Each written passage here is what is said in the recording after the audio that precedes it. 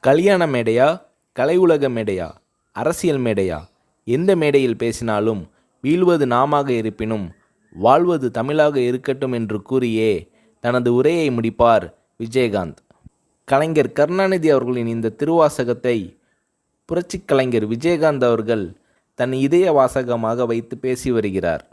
காந்தியார் வலியுறுத்திய கதர் ஆடையே விஜயகாந்த் அவர்களின் ஒரிஜினல் ஆடை.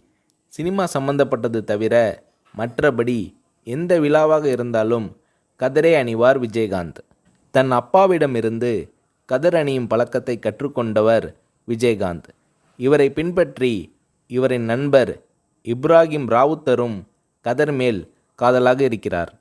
இந்த மதுரை நண்பர்களைப் போலவே அவர்களது தந்தைகளும் நண்பர்களாக காங்கிரஸ் கட்சிக்காரர்களாக இருந்தவர்கள்.